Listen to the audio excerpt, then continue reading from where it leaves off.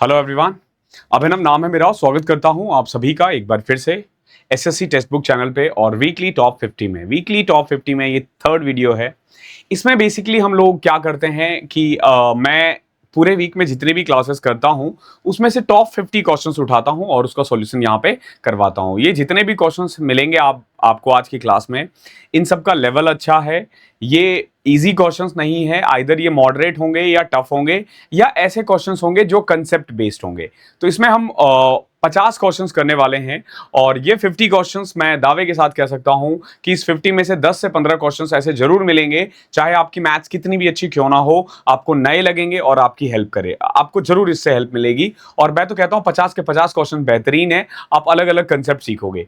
तो वीडियो को अगर अच्छा लगता है तो एंड तक आप इसको देखना और एंड तक जरूर देखना, बहुत कुछ सीखोगे, बहुत अच्छे अच्छे क्वेश्चंस मिलेंगे आपको। और वीडियो पसंद आए तो यू नो क्या करना है।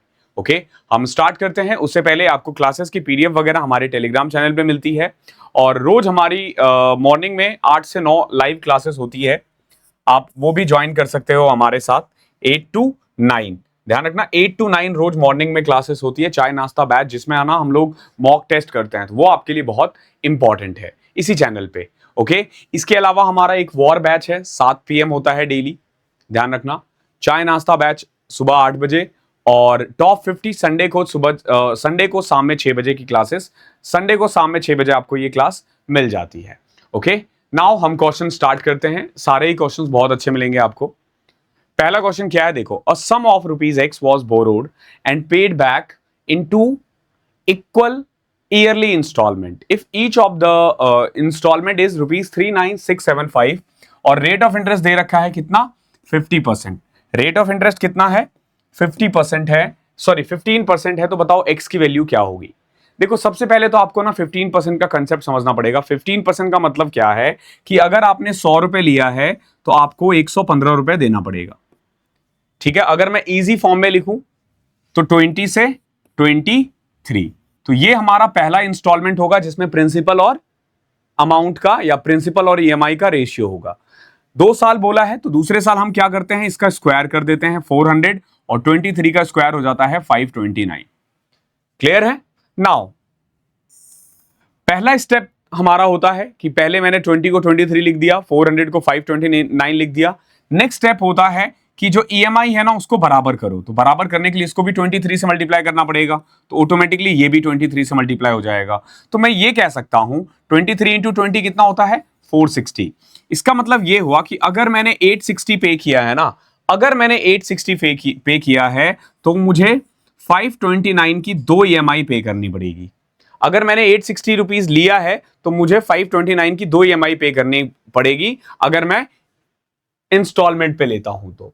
अब जैसे इस क्वेश्चन में देखो, इंस्टॉलमेंट का अमाउंट दे रखा है और आपसे पूछा है कि बताओ इसने पैसे लिए कितने थे। तो देखो इंस्टॉलमेंट कितना है, 39675। हमारे अकॉर्डिंग ईएमआई कितना है, 529 और चाहिए किसकी वैल्यू, 860 की। इसको सॉल्व करोगे आ जाएगा आंसर। देखो कैसे, 23 से कटेगा ही कटेगा, 23 140 165 161 57। 23 से कट किया, ये आया। फिर 23 से कट करो इसको,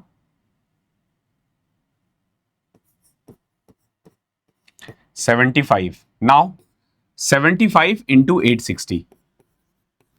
तो अगर मैं 860 को 100 से करूं तो 86,000। 86,000 को 21,500 घटा दो, इसमें से 21,500 घटाया तो 64,500 ये आ जाएगा। ठीक है, जब आप इसको मल्टीप्लाई करते हो तो क्या आ जाएगा, 64,500। बाकी आप चाहो तो इसको ऐसे भी कर सकते हो कि 5 6 30 का 0 कैरी फॉरवर्ड 3। ओके, नाउ पोल क्रॉस पोल जिसको हम कहते हैं, 75 और 86 ऐसे में मल्टीप्लाई कर सकते हो। 6 5 30, 42 40 82 3 85 5 हासिल 8, 8 7 56 प्लस 8 64, 64500। ओके, ये आपका आंसर हो जाएगा। बहुत ही बेहतरीन क्वेश्चन था।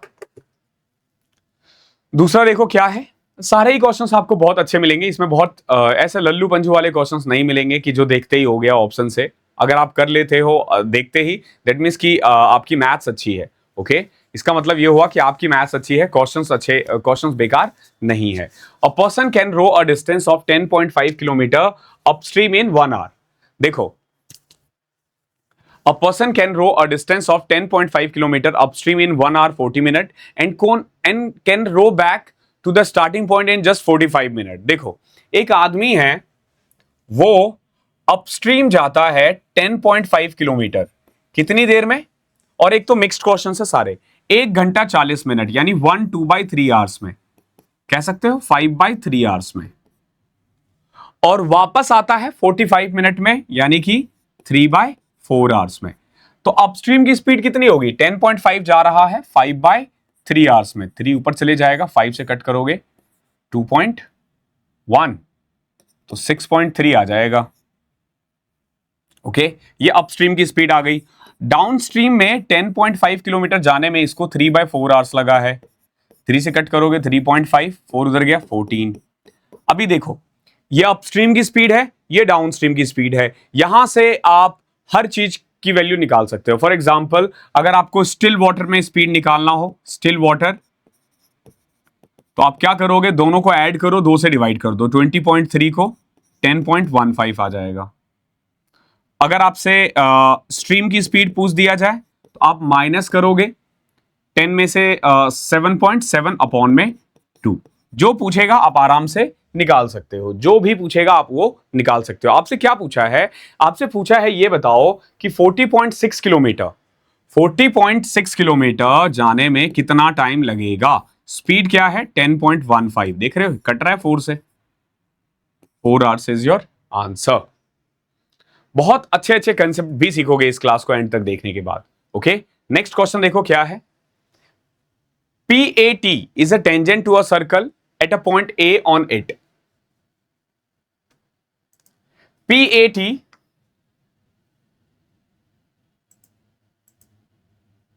दो मिनट देना। PAT is a tangent to a circle at a point A on it and AB is a chord such that BAT 68 degree है। देखो क्या है, PAT एक टेंजेंट है सर्कल पे, पॉइंट A पे। जैसे ये एक सर्कल है ना, थोड़ा बड़ा बना देता हूं क्योंकि सर्कल वाले क्वेश्चंस में, डायग्राम वाले क्वेश्चंस में डायग्राम से ही आंसर आ जाता है। ठीक है, देखो ये P है, ये A है और ये T है। PAT क्या है, एक टेंजेंट है। Okay AB is a cord such that, देखो AB एक कॉर्ड है, सही है, इस तरीके से कि BAT ये वाला जो एंगल है ना, ये दे रखा है 68। आगे देखना, if C is a point on the circle such that CBA is equal to 42। मान लो CA एक पॉइंट है, CBA कितना है 42 है। क्या पूछा आपसे, आपसे पूछा CAB कितना होगा, ये वाला एंगल कितना होगा। देखो ये कितना आसान है, ये 68 है तो आप यहां से ये निकाल सकते हो। इसको हम बोलते हैं alternate segment theorem. Alternate segment theorem क्या होता है, जैसे ये है, अब इस सेगमेंट का ऑल्टरनेट जो भी सेगमेंट होगा, जैसे ये सेगमेंट है तो इसका सेगमेंट मान लो ये वाला होगा, तो इससे जो एंगल बनेगा ना वो इसके इक्वल होता है 68 डिग्री। ये 68 है, ये 42 है, कितना हो गया 110, तो ये वाली वैल्यू आ जाएगी 70। ओके तो यही पूछा था आपसे, आप डायरेक्ट आंसर कर दोगे, आसान क्वेश्चन था। क्वेश्चन नंबर 15 देखो क्या है। ये क्वेश्चन नंबर पे मत जाना, ठीक है, क्वेश्चन नंबर मैंने अलग अलग उसे उठाया है तो क्वेश्चन नंबर आपको अलग अलग मिलेंगे, ठीक है। हर पीपीटी से उठाया तो क्वेश्चन नंबर पे मत जाना प्लीज, ये सीक्वेंस में नहीं है। The area of a field is in the shape of a triangle with side x meter is equal to the area of another triangle field having side 60, 84 and 96 metre. तो आपसे पूछा x की close value क्या होगी, यानी x की value क्या होगी, ये पूछा है। देखो दो ट्राइंगल है, दोनों का एरिया बराबर है। एक ट्राइंगल जो है उसके सारे साइड्स x मीटर है, यानी कि तीनों के तीनों साइड्स बराबर है। अगर तीनों साइड्स बराबर है तो हम उसको इक्विलेटरल ट्राइंगल बोलेंगे, और इक्विलेटरल ट्राइंगल यानी समबाहु त्रिभुज का जो एरिया होता है ना वो होता है √3/4a²। ये इक्वल होगा दूसरे ट्राइंगल के, और जो दूसरा ट्राइंगल है ना वो है 60, 84 और 96। ठीक है, जहां तक मैं देख पा रहा हूं कोई राइट एंगल ट्राइंगल नहीं बन रहा। कैसे कर दिया मैंने ये, देखो सिंपलेस्ट फॉर्म में कन्वर्ट करोगे 12 5 12 7 12 8 है 5 7 8। पाइथागोरस ट्रिपलेट नहीं बन रहा, दैट मींस कि ये राइट एंगल ट्रायंगल तो नहीं है। तो अगर राइट एंगल ट्रायंगल नहीं है तो हीरोन्स फार्मूला अप्लाई करेंगे हम। हीरोन्स फार्मूले में जो एरिया का फार्मूला होता है ना, वो होता है एस यानी semi perimeter, s minus a, s minus b, s minus c. तो अब जैसे देखो इसमें 60 84 96, जब मैं इसको ऐड करता हूं तो क्या आएगा 240 पेरीमीटर आया है और उसका हाफ होगा एस यानी 120। ये हमारा एस आ गया है। तो √3/4a² किसके इक्वल होगा? ये एक्चुअली में एरिया ऑफ ट्राइंगल यानी s minus a, s minus b, s minus c, ये इसके इक्वल होगा। ठीक है, नाउ अब देखो हम इसको कैसे सॉल्व करेंगे। कपल्स बनाए करो अंदर, जैसे 120 है, इसको मैं 60 × 2 लिख सकता हूं। एक 60 ऑलरेडी है, 36 का रूट हमें पता है तो इसको छोड़ना नहीं है। 24 को क्या लिख सकते हो आप? अगर मैंने 8 × 3 लिख दिया ना, अब देखो होगा क्या, देखो 60 का कपल बन गया तो बाहर आ गया 60। 36 का रूट 6 होता है, 2 × 18 16 होता है और 16 का रूट 4 होता है। 3 रह गया और 3 अंडर रूट में ही रह जाएगा। This one is equal to √3/4a²। अभी देखो √3 से √3 cancel. Now a² is equal to 60 × 4 × 6 × 4। Now again a² है तो a वापस जाएगा इधर रूट में। रूट में देखो 4 का कपल ऑलरेडी बन रहा है। 60 को आप लिख सकते हो 6 × 10 और यहां पे भी 6 ऑलरेडी है। तो अगर कायदे से देखोगे तो 4 का कपल बन रहा है, 6 का कपल बन रहा है 24, किसका नहीं बन रहा है 10 का। तो a आ जाएगा आपका 24√10। आपसे a ही पूछा गया था और a की वैल्यू क्या हो जाएगी 24√10। ओके है, बढ़िया क्वेश्चन था, बेहतरीन क्वेश्चन था। क्वेश्चन नंबर 19 देखो क्या है। इट इज गिवन दैट, ये दे रखा है, ओके ये 2 मिनट देना। ये दे रखा है कि men are twice as efficient than women in respect of doing work। कोई भी काम करने के लिए जो men की एफिशिएंसी है ना वो वुमेन से डबल है। ओके, जैसे अगर मान लो एक वुमेन एक काम करती है तो एक आदमी 2 काम करता है, कोई दिक्कत? आगे देखो, if 3 men and 2 women can complete a work in 5 days। देखो अगर 3 men और 5 women can complete a work in 5 days, तो ये तो टोटल वर्क आ जाएगा। आप ऐसे सॉल्व करके देख सकते हो, यहां से आपको टोटल वर्क आ जाएगा। तो आपसे पूछा है कि अगर सिर्फ एक वुमेन काम करे तो उसे कितना टाइम लगेगा, या यूं कह लो आप 3 men + 5 women × 5 is equal to women into how much day, यानी उसको कितना टाइम लगेगा, यही तो है ना। ठीक है, नाउ देखो 3 men यानी 6 काम, 5 वुमेन यानी कि 5 काम, तो 11 × 5 और एक वुमेन एक काम करती है, ऐसा ही है ना। सॉरी इफ 3 men और 2 वुमेन था, यहां पे 2 था, ओके कोई दिक्कत नहीं है। तो 6 + 2 8 × 5 40, यानी कितना टाइम लग रहा है इन्हें 40 days। आसान क्वेश्चन है ये भी। नेक्स्ट देखो, ये बढ़िया है। The total number of student in section A and B of a class is 120। जो टोटल नंबर स्टूडेंट है सेक्शन A और B में किसी भी क्लास में वो 120 है। The number of student in section A is 20 more than section B। अभी देखो यहां से आप सीधा निकाल सकते हो कि A और B मिला करके 120 है और A जो है ना A में B से 20 ज्यादा है। तो अगर मैं ऐड करके 2 से डिवाइड करूं तो A की वैल्यू आती है, और अगर मैं घटा के करूं तो B की वैल्यू आ जाती है। तो A 70 है और B 50 है। यहां से आप 1 मिनट में कभी भी A + B A - B दे रखा हो तो A और B की वैल्यू निकाल सकते हो। आगे देखो, the average score of student in B, देखो A था जिसमें 70 बच्चे थे, एक सेक्शन B था जिसमें 50 बच्चे थे। क्लियर है? आगे देखो, जो एवरेज स्कोर है student in B in a test is 25% more than student A, यानी स्टूडेंट ए का जितना भी एवरेज है ना उससे 25% ज्यादा है। तो देखो 25 का मतलब होता है 1/4, तो जो भी लेट करोगे ना वो 4 और 5 में ही लेट करना। फॉर एग्जाम्पल इसको 4 लेट कर लो, इसको 5 लेट कर लो।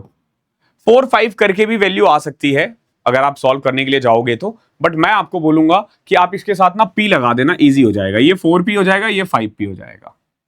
The average score of student B in a test is 25% more than A. आगे देखो कंबाइंड एवरेज कितना है 79.5। अगर मैं यहां पे एलिगेशन लगा दूं यानी कि 5p माइनस 79.5, यहां आ जाएगा 79.5 माइनस 4p, और इसका रेशियो क्या है 70-50 यानी 7:5। यहां से क्रॉस मल्टीप्लाई करके हम p की वैल्यू निकाल सकते हैं, और हमसे पूछा है a यानी 4p, हमसे 4p पूछा है, तो जो भी p की वैल्यू आएगी पुट कर देना। बहुत बच्चे क्या करते हैं ना, 4 का टेबल है तो या तो 68 होगा या 72 होगा। देखो कहीं हद तक आप सही भी हो, बट मान लो अगर हमने यहां पे p की वैल्यू 53/4 निकाल दी या 63/4 आ गई, फिर क्या करोगे? तो इसीलिए प्लीज इसको सॉल्व कर लेना, ठीक है। Now 5 into 5 25p minus 79.5 into 5 is equal to 79.5 into 7 minus 28p। अभी देखो 28p को इधर लेकर आओगे, जब ये 28p इधर आएगा 53p बचेगा, इज इक्वल टू जब आप इसको इधर लेके जाओगे ना तो 12 इंटू 79.5p आ जाएगा। याद रहेगा कैसे किया पता मैंने? ये इधर लेके जाओगे 79.5 कॉमन है, यहां बचेगा 7, वहां बचेगा +5 तो 12। नाउ ये कट रहा है 53 वन सा 53, फिर 165 यानी 5 165 1.5, तो यहां से p की वैल्यू आ गई 18। p की वैल्यू 18 आ गई। आपसे पूछा है 4p यानी 72, a का 72 है और b का एवरेज 90 है। पूछा a का है तो a का टिक करो और आगे बढ़ो। जिसका पूछा है आपको उसी का आंसर देना है। क्लियर है? क्वेश्चन नंबर 24 देखो क्या है। Naresh purchase a TV set for ₹11250 after getting a discount of 10% and on the level price, यानी उसको 10% डिस्काउंट मिला। जब ये मैंने क्वेश्चंस करवाया था तो बच्चे थोड़े कंफ्यूज थे, तो थोड़ा समझना ये क्वेश्चन पूछ क्या रहा है। He spent ₹150 on transport and ₹800 on installation। ठीक है, देखो उसने एक टीवी परचेज किया 11,250 का after getting a discount of 10%। ठीक है, ध्यान रखना 10% डिस्काउंट के बाद इसने इतने में खरीदा है। He spent 150 on transport and 800 on installation। Installation पे 800 रुपए का खर्च किया है। At what price should it be sold so that the profit earned would have been 15% if no discount was offered। तो ये देखो ये क्या है, ये दो टाइप के क्वेश्चंस है, मतलब जैसे जो एग्जाम में आया था और जो एक्चुअली में बच्चा रीड कर रहा है, मैं दोनों ही बता रहा हूं। देखो सबसे पहले कॉस्ट प्राइस कितना है 11,250 प्लस में 150 ट्रांसपोर्टेशन पे लगा दिया, 800 रुपए इंस्टॉलेशन पे लगा दिया। ओके, तो आप देखोगे 11,400 12,200 हो जाएगा। ये कॉस्ट प्राइस आ गया। 15% का प्रॉफिट चाह रहा है ये, तो 1220 और 610, तो कितने में बेचना पड़ेगा इसको 14030 में। ठीक है, इसका कोई रोल नहीं है, इस 10% का कोई रोल नहीं है। सीधा आप यहां से आंसर निकाल सकते हो पहले वाले में कि 15% प्रॉफिट है, 15% प्रॉफिट मैंने ऐड कर दिया। अब एग्जामिनर ने इस क्वेश्चन को जब पूछा था ना तो वो इस तरीके से था कि if no discount was availed, if no discount was availed अगर होगा यहां पे, दैट मींस कि देखो इसके लिए जो कॉस्ट प्राइस होता ना, इसके लिए जो कॉस्ट प्राइस होता, इसके लिए जो कॉस्ट प्राइस होता ना वो कुछ ऐसा होता कि 11,250 रुपए इसने डिस्काउंट के बाद खरीदा था। अगर डिस्काउंट नहीं मिलता तो ये कितने का खरीदता 12,500। प्लस 150 प्लस 800, यानी कि एक्चुअली में जो कॉस्ट प्राइस होता ना, आप देखोगे 12,000, 13,300, 13,450 है। अब इसका 15% जब आप ऐड करोगे ना, तो वो कुछ 2000 के अप्रॉक्स आएगा और आपका आंसर जो है ना वो ये बनेगा। ठीक है, ध्यान रखना एग्जाम वालों ने जब भी ये पूछा गया था तो ऑफर्ड लिखा हुआ था, लेकिन अवेल से आंसर दे दिया था। हालांकि बेनिफिट टू ऑल जाना चाहिए था, बट इन्होंने दिया नहीं था। ठीक है, अब पता नहीं किसी बच्चे ने कोर्ट केस क्यों नहीं किया, और करता भी तो क्या ही करता, मतलब कोर्ट वोर्ट में ये लोग इस तरीके से दलील दे देते हैं। तो मैंने दोनों ही समझा दिया। हालांकि इसका एक्चुअल आंसर जो होगा ना क्वेश्चन के अकॉर्डिंग 14,030 होगा। नेक्स्ट क्वेश्चन क्या है, what is the sum of the digit of the least number which when divided by 13, 15 and 36 leaves the same remainder 1 in each case and it is also divisible by 17। ऐसे questions SSC में बार बार पूछे जाते हैं। आपसे पूछा है कि सम of the digit क्या होगा जब मैं 13, 15, 36 से डिवाइड करूं तो एक रिमाइंडर आए, और वो जो नंबर है, वो जो जिस भी नंबर की बात हो रही है ना, वो 17 के टेबल में भी आता है। तो पहले तो हमें निकालना पड़ेगा वो नंबर सबसे छोटा जो 13, 15 और 36 के टेबल में आए। ओके, तो हमें क्या करना पड़ेगा, इनका एलसीएम लेना पड़ेगा। 13, देखो 15 और 36 का ना देखते ही पता चल जाना चाहिए आपको कि एलसीएम जो आएगा ना वो 180 आएगा। अब 180 और 13 का क्या आएगा, 18 दाम 180 और 54 2340, इनका एलसीएम आ जाएगा 2340। मैंने क्या किया, सीधा 15 और 36 का एलसीएम लगाया। तो we know the tables, okay, we know the tables 15 और 36 का, तो बेसिकली 180 आ जाएगा। ओके, और 180 और 13 का क्या आ जाएगा, 2340। सिंपल, 18 को 13 से मल्टीप्लाई करना था बिकॉज की nothing is common between them. Okay, तो 18 इंटू 13 क्या हो जाएगा, 180 और 54 ऐड करोगे 234, यानी 2340। नाउ यानी जो पहला नंबर है ना, जिसको अगर मैं 13, 15 और 36 से डिवाइड करूं तो एक रिमाइंडर आए, तो आएगा 2341। बट क्या ये 17 के टेबल में आ रहा है, क्या ये 17 के टेबल में आ रहा है, the right answer is no, ये 17 के टेबल में नहीं आ रहा है। करके देख सकते हो, 17 को किया तो 6 64, 17 थी 51, नहीं आ रहा, 131 नहीं आता है। तो हम क्या करेंगे उस केस में, हम क्या करेंगे समझना, जो भी नंबर होगा ना, वो ध्यान रखना वो इस तरीके से इस फॉर्म में होगा। यानी जिस भी नंबर की ये बात कर रहा है एक्स, हमेशा इस फॉर्म में होगा 2 3 4 0 k प्लस 1। पहला नंबर जो है वो 2340 है, जिनको मैं डिवाइड करता हूं तो आ रहा है, मतलब इनके टेबल में। अगला नंबर हो जाएगा 4680, फिर इस तरीके से चलता रहेगा। तो इसीलिए ना हमने के रख दिया, यानी 1 2 3 4 5 पुट करते रहेंगे। ओके, अभी देखो अगला स्टेप क्या होता है। तो पहला तो हमारा ये आ गया, एक्स की वैल्यू इस फॉर्म में है। नाउ क्योंकि ये 17 के टेबल में आ रहा है, तो 2340 भी 17 के टेबल में आना चाहिए। देखो कैसे करोगे, 17 एकम 17, 17 थिया 51, 17 7 119। तो आप यहां देखोगे 11 बच जाएगा। फॉर एग्जाम्पल अगर मैं इसमें से 11 घटा दूं, 2329 के प्लस 11 के प्लस 1 लिख रहा हूं। अब सोच बोलोगे सर आप ये क्यों कर रहे हो, दो पार्ट में आपने क्यों लिख दिया। तो मैं बोलूंगा कि ये 17 के टेबल में आ रहा है, तो बार बार हम क्यों चेक करें।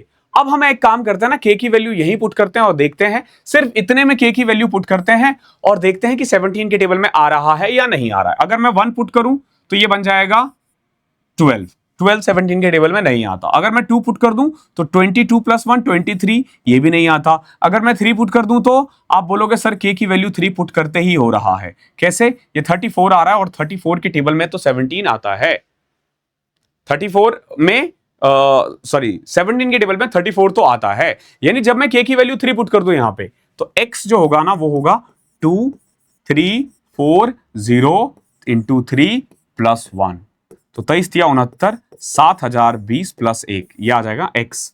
यानी जिस नंबर की ये बात कर रहा है ना वो है 7021। जब आप खुद से करोगे इतना टाइम नहीं लगेगा, हम एक्सप्लेन करते हैं तो टाइम लगेगा।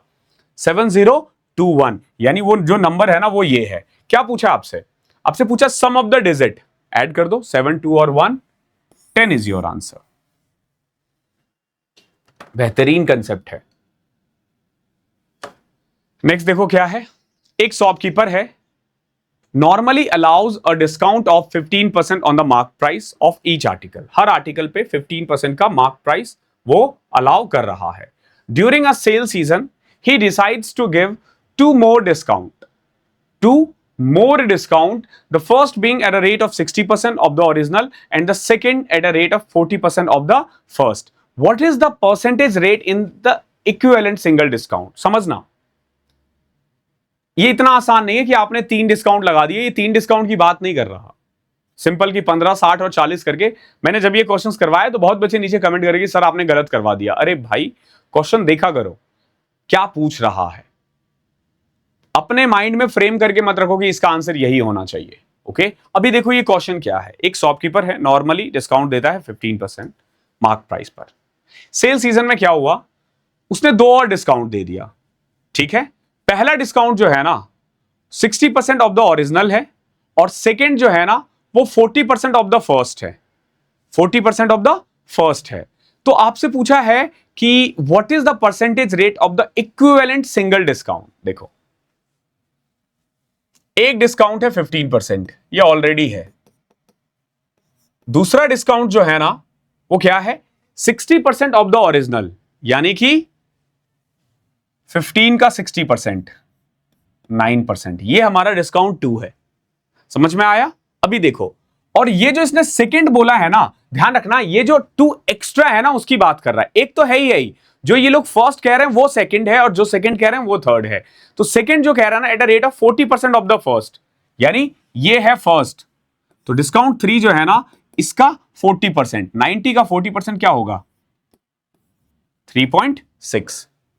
तो ये जो 3 डिस्काउंट है ना वो ये है 15, 9 और 3.6। अब आपसे पूछा है इक्विवेलेंट टू, फॉर्मूला अप्लाई कर नहीं सकते हो तो थोड़ा सा दिमाग लगाना है, एलिमिनेट यूज करेंगे, हो जाएगा। देखो कैसे, 100 रुपीज का सामान था, पहला डिस्काउंट 15, क्या हो गया 85। अगला डिस्काउंट था 9%। समझो 9% यानी 85 का 9%, तो देखो 1% होता है 10% होता है 0.85, 9% के लिए ये घटा दो तो आप देखोगे 5, 6, 7.65। अगला डिस्काउंट कितना आ गया 7.65, तो ये आ जाएगा 77.35। अब इसका 3.6%।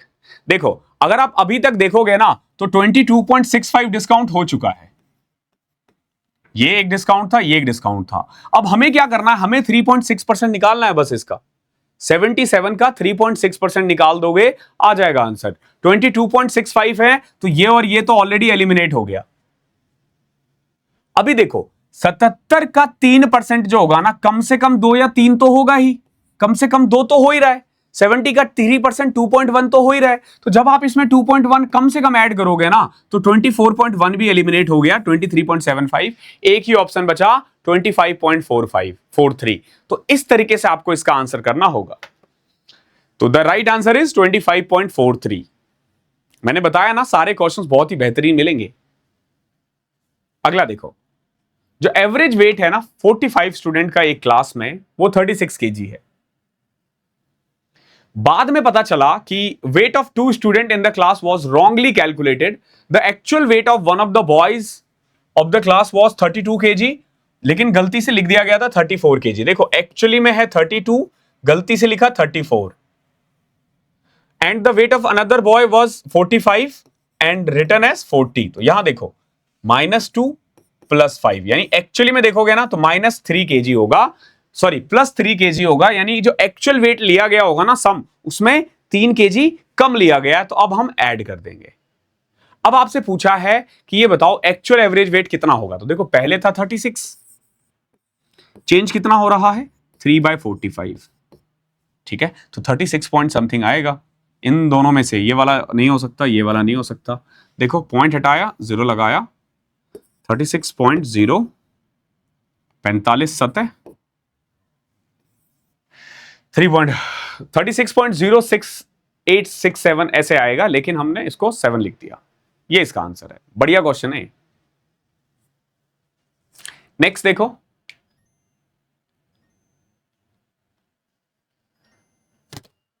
in a circle with center O an arc ABC subtend an angle 112 degree at the centre of the circle. देखो ये एक सर्कल है, आर्क ABC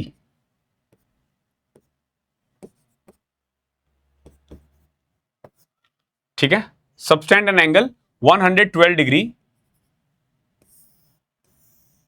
एट सेंटर। नहीं ABC है ना, तो ये होगा ABC। Okay, chord AB is produce to point P, then CBP। आपसे पूछा ये कितना होगा, ये वाला एंगल कितना होगा।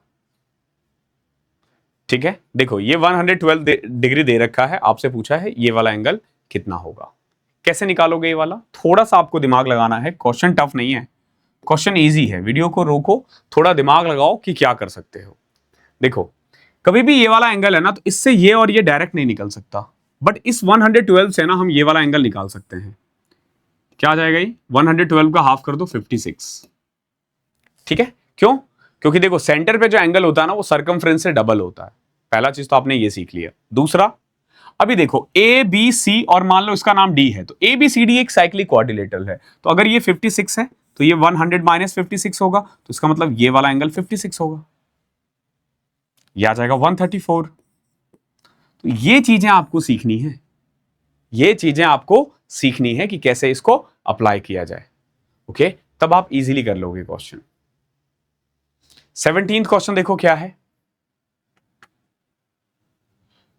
ABC started a business with their capital in the ratio 3:4:5।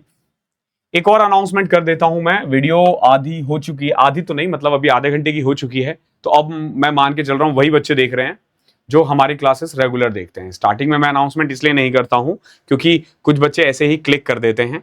तो बेसिकली नेक्स्ट 2 वीक शायद ये क्लास ना आए, अगले 2 वीक वीकली टारगेट नहीं आएगा। उसका मेन कारण है कि नेक्स्ट अब जो फ्राइडे आने वाला है, यानी कि 4-5 दिन बाद, तो मेरे ना राइट लेग में कुछ मिनिस्कस टेयर है, दोनों ही पाँव में है वैसे तो, बट 1 बाय 1 सर्जरी होता है। तो राइट नी का मेरा सर्जरी है, तो फॉर नेक्स्ट 1 से 1.5 महीने तक मैं खड़े होके नहीं पढ़ा पाऊंगा। बट डोंट वरी, हम लोग बैठ के पढ़ेंगे क्योंकि पढ़ाई नहीं रुकनी चाहिए। ठीक है, इसी पे बैठ के हो जाएगा क्योंकि मैंने ऐसे सेटअप्स कर रखे कि मैं यहाँ लिखूंगा वहां आपको दिखेगा। बट आपको क्या करना, आपको ना पढ़ाई ब्रेक नहीं करनी, ध्यान रखना, आपको रहना है। हम ये वीकली टारगेट, नेक्स्ट वीक हमारी कोई क्लास नहीं होगी, नेक्स्ट वीक होली वाला जो वीक है उसमें कोई क्लासेस नहीं है। मैंने जानबूझ के रखा है सर्जरी का डेट इस तरीके से ना कि आपका ना क्लासेस कम से कम ब्रेक हो, आपका पढ़ाई कम से कम ब्रेक हो। ओके, और होली के बाद हम लोग स्टार्ट दोबारा करेंगे, लेकिन अगले 2 वीक आपको ये क्लास जो वीकली टॉप वाली क्लासेस हैं वो नहीं मिलेंगी। इवन जो चाय नाश्ता बैच है वो भी नेक्स्ट वीक बंद रहेगा, और नेक्स्ट वीक हमारी सारी क्लासेस बंद है, चाहे वो पेड हो या फ्री हो, क्योंकि बेड रेस्ट कम से कम 8-10 दिन का होता है जिसमें आप नहीं चल सकते हो। उसके बाद जब मैं थोड़ा बहुत चलना स्टार्ट करूंगा, चलना as in you need a walker. Okay, मतलब वॉकर के साथ चलना होगा कम से कम 1.5-2 महीने, और जब वो हो जाएगा फिर मेरे दूसरे पाँव का भी होगा। ठीक है, तो ये सफ़र थोड़ा लंबा है, बट मैं पूरी कोशिश करूंगा कि क्लासेस कम से कम ब्रेक हो, ना के बराबर ही हो। 1 वीक अभी लिया है, 1 वीक और लूंगा, अदरवाइज कोई क्लास ब्रेक नहीं होगा। मैं कोशिश करूंगा कि अगले जो नेक्स्ट टाइम जो मैं सर्जरी करवाऊंगा वो आपके प्री के एग्जाम के बाद ही करवाऊं, या जब प्री का एग्जाम चल रहा होगा उस दौरान। A, B and C started a business with their capital in the ratio 3:4:5. A increased his capital by 1/3%. After 4 months, B increased his capital by 25%. After 6 months, and C withdraw 40% of this capital after 8 months from the start of the business. देखो, A ने increase किया 1/3 capital, B ने increase किया, B increase 25% यानी 1/4, C withdraw 40% यानी 2/5। तो एक तो आपको यह देखना है कि क्या A 3 के टेबल में आ रहा है तो आ रहा है, क्या B 4 के टेबल में आ रहा है, क्या C 5 के टेबल में आ रहा है। नहीं आता तो हम क्या करते, थ्रू 3, 4, 5 का एलसीएम लेके उसको मल्टीप्लाई कर देते सबको सेम से, अगर एक भी नहीं आता तो। ओके, अब देखो आसान है कैसे। देखो, जब मैं A के बारे में बात करूं, जब मैं बात करता हूं A को, तो A ने ना 4 मंथ तक तो 3 ही कैपिटल रखा, ठीक है। फिर भाई ने 4 महीने बाद अपना कैपिटल 1/3 बढ़ा दिया, यानी 3 से 4 कर दिया अगले 8 महीने के लिए। ओके, तो ये आ जाएगा 44। पूरे साल में ए का कैपिटल कितना है? 44। कोई दिक्कत? अब देखो बी ने ना 25% बढ़ाया 6 महीने बाद, यानी बी ने 4 रुपए लगाए हैं 6 महीने के लिए, फिर 5 रुपए लगा दिया 6 महीने के लिए, तो इसका आ जाएगा 54। सी देखो, सी ने लगाए हैं 5 रुपए 8 महीने के लिए, उसके बाद 40% विड्रॉ कर लिया, यानी 2 रुपए विड्रॉ कर लिया अगले 4 महीने के लिए, तो 8 पंचे 40, 12 52। ये जो आया ना 44, 54 और 52, ये कैपिटल है, ठीक है, या यूं कह लो रेशियो है। अगर मैं इसको और इजी करना चाहूं तो 22 रेशियो 27 रेशियो 26, 27 22 49, 6 55 20 75, यानी अगर 75 रुपीज है तो ये 22 लेगा, ये 27 लेगा, ये 26 लेगा, अगर प्रॉफिट इतना है तो। बट प्रॉफिट है कितना? 92250।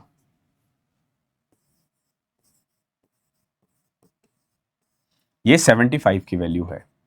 पूछा क्या आपसे? आपसे पूछा है the difference between A and बीज प्रॉफिट। ए और बी का प्रॉफिट है 5 का डिफरेंस।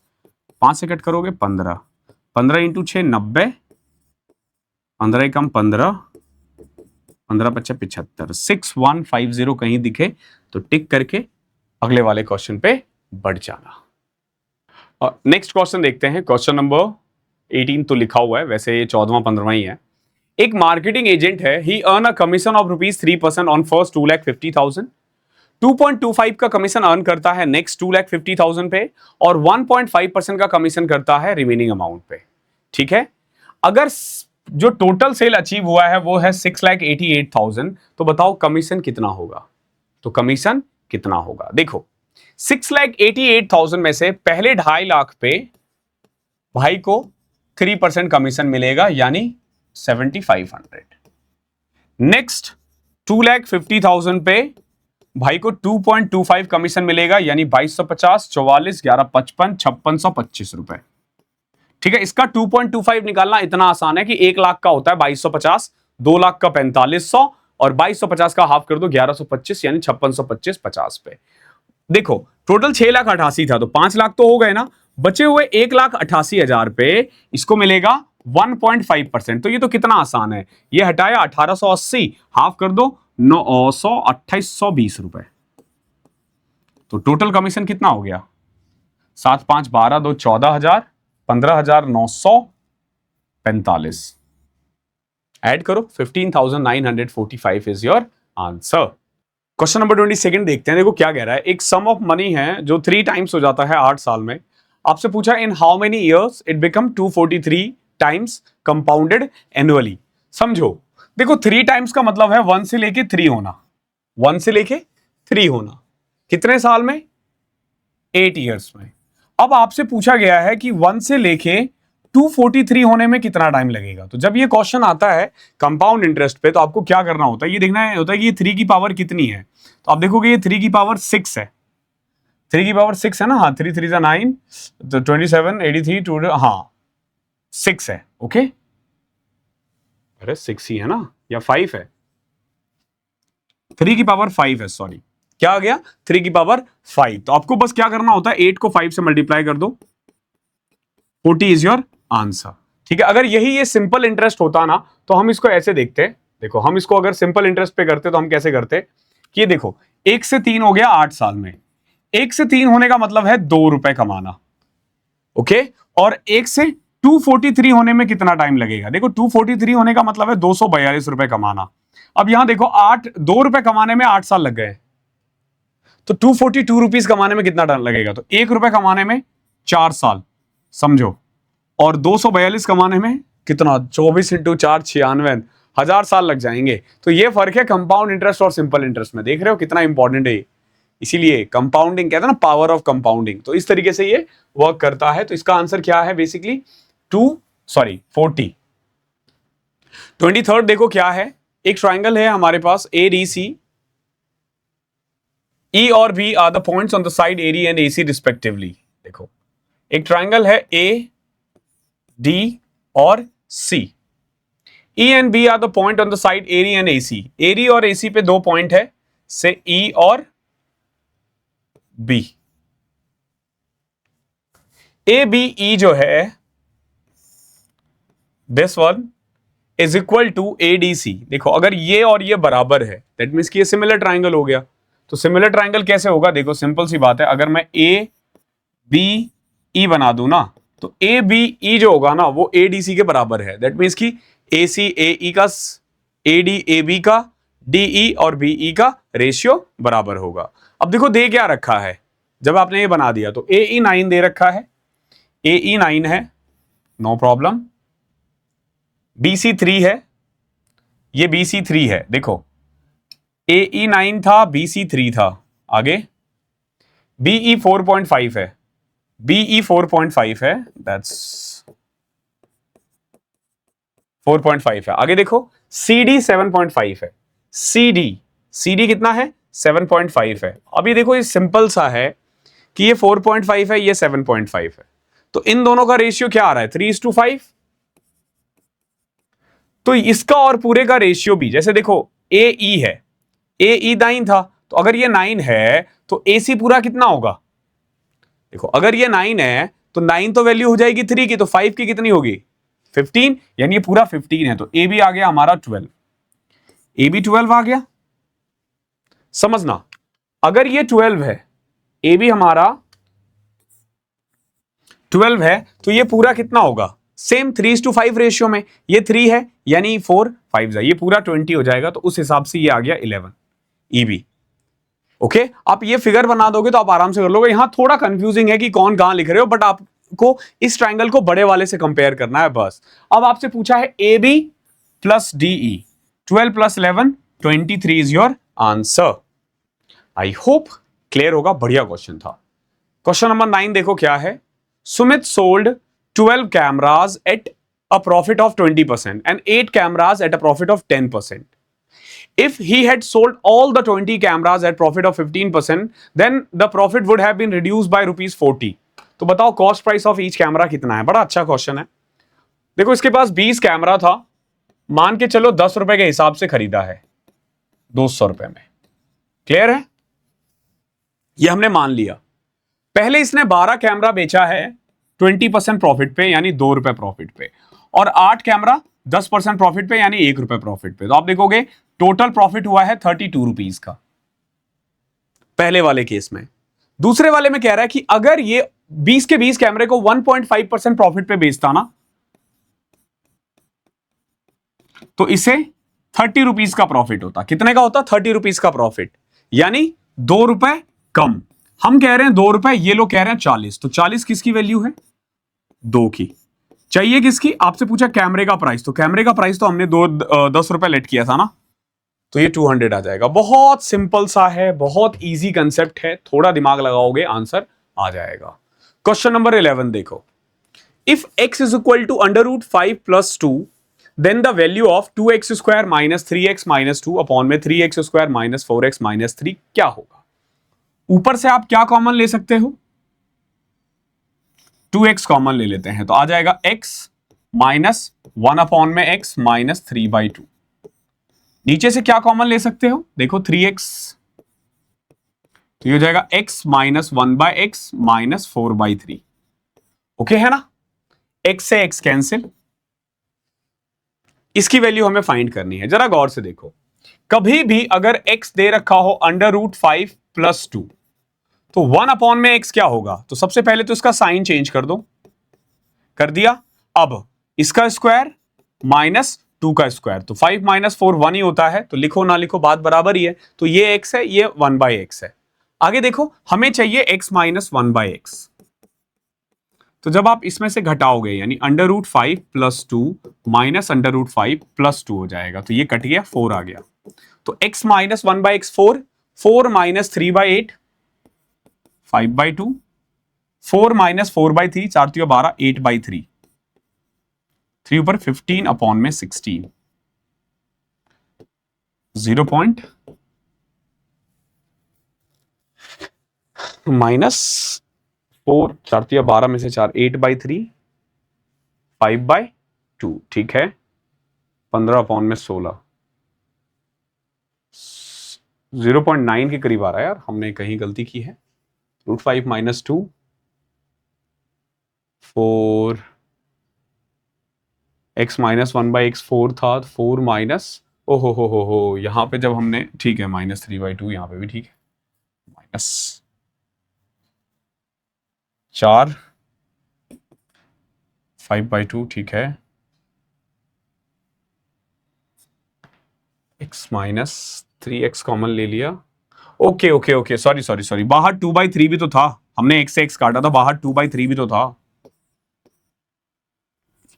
सो 15/16 इंटू 2/3 भी था, 2 से कटा 8, 3 से कटा 5, 5/8 62.5, 0.625, ठीक है, छोटा सा मिस्टेक था जो हमने करेक्ट कर लिया है। नेक्स्ट देखो, 78,000 इन्वेस्ट किया गया है certain rate of certain even number of years के लिए, ध्यान रखना कुछ रेट पे इवन नंबर ऑफ ईयर्स के लिए, और ये ग्रेजुअली इंक्रीज हो गया है 85,995।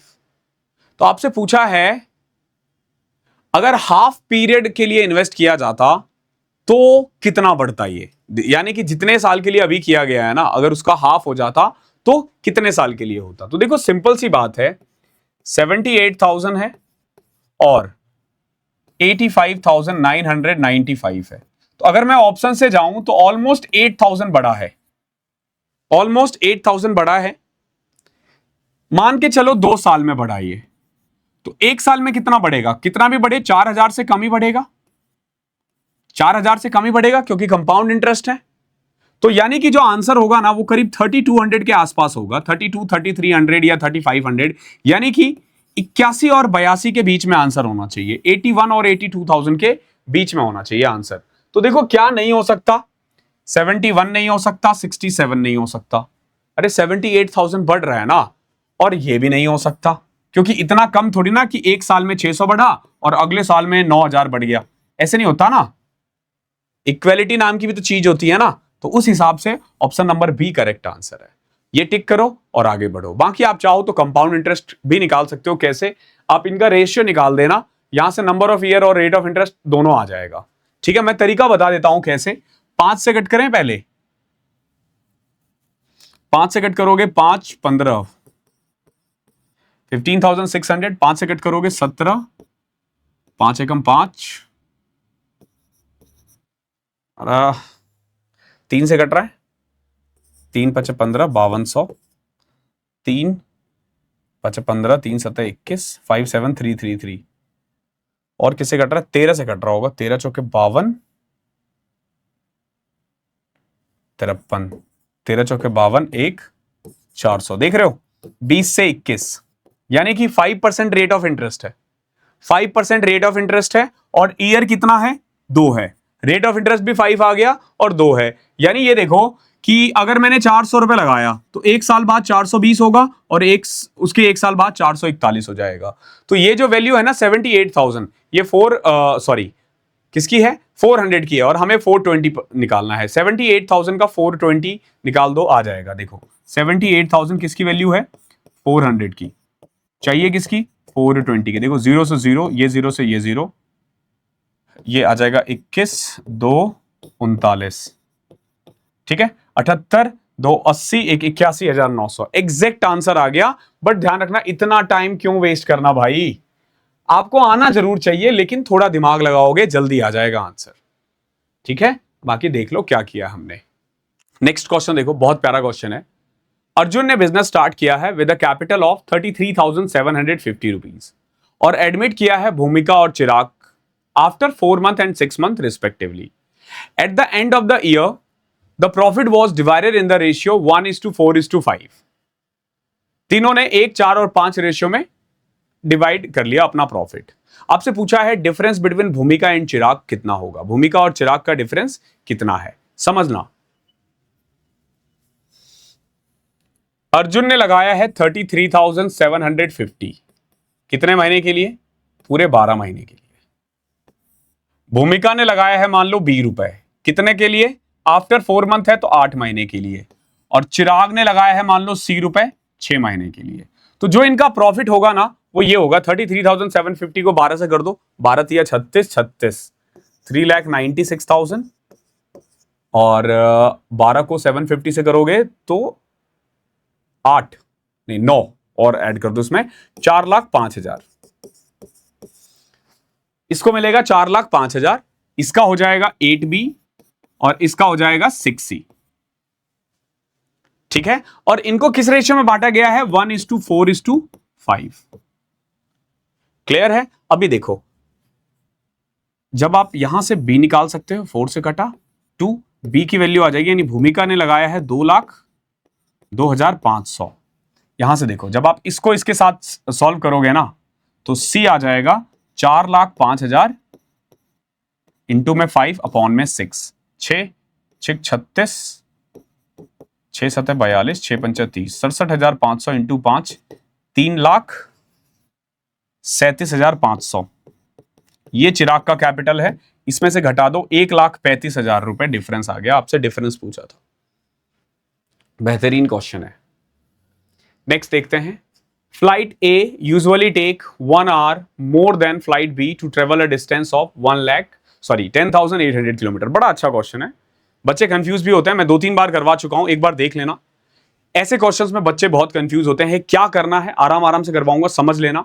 एग्जाम में अगर आ जाता है तो 90% बच्चे गलत कर लेते हैं या ऑप्शन से जाते हैं। देखो, ऑप्शन से जाओगे आ जाएगा आंसर, जल्दी आ जाएगा, ओके, लेकिन कंसेप्ट आना चाहिए। तो ये वीडियो आप कंसेप्ट के लिए देखना, ओके, ये क्लास आप कंसेप्ट के लिए देखना।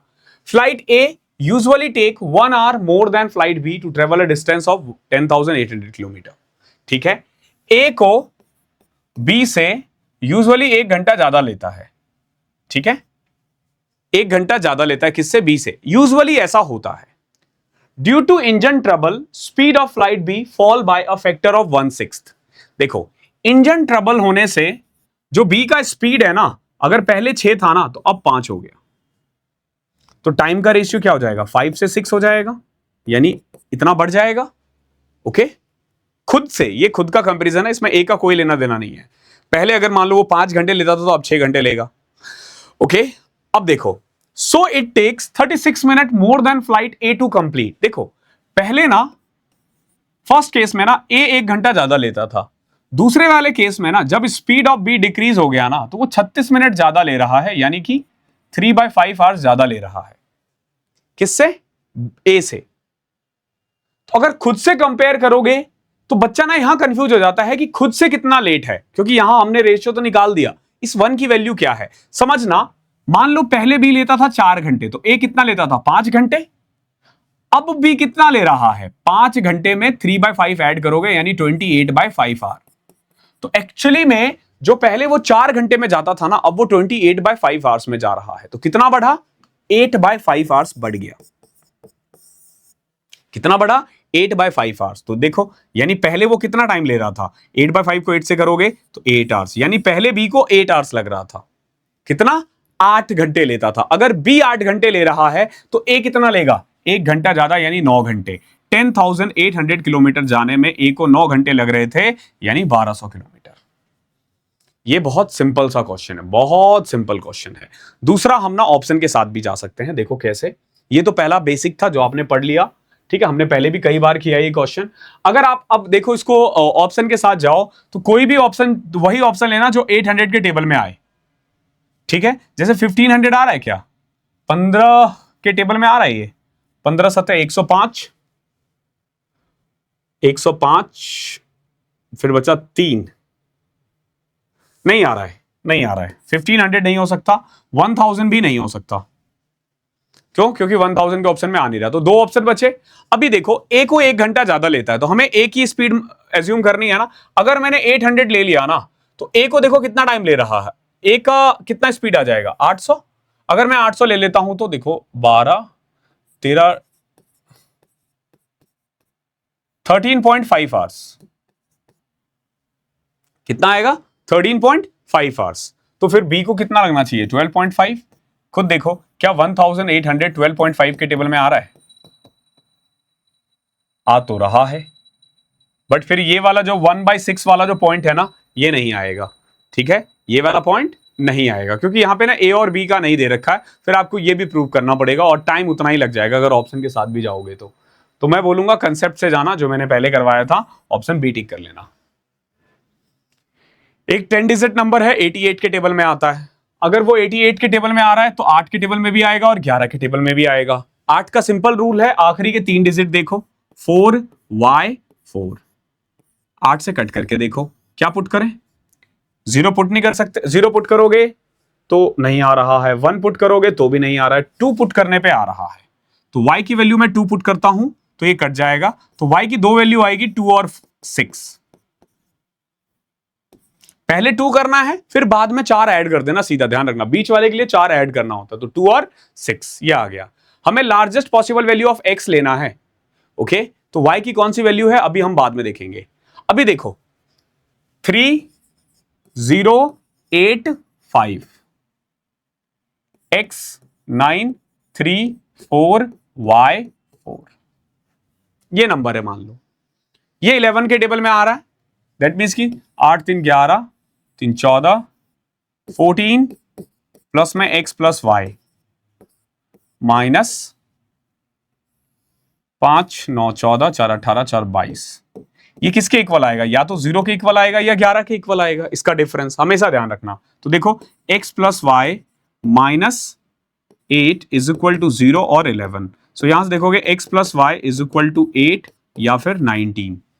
19 हो नहीं सकता, 18 से ज्यादा x प्लस वाई जा ही नहीं सकता। तो अगर मैंने y की वैल्यू 2 ले ली तो x की वैल्यू 6 आ जाएगी, अगर मैंने y की वैल्यू 6 ली तो x की वैल्यू 2 होगी। अब सिंपल सी बात है, हमें लार्जेस्ट पॉसिबल वैल्यू लेनी है x की, तो आप इसको उड़ा दो। तो x की वैल्यू 6 पुट कर दो, 24 माइनस 3y, 3 इंटू 2 6 होता है, तो आंसर आ जाएगा 18।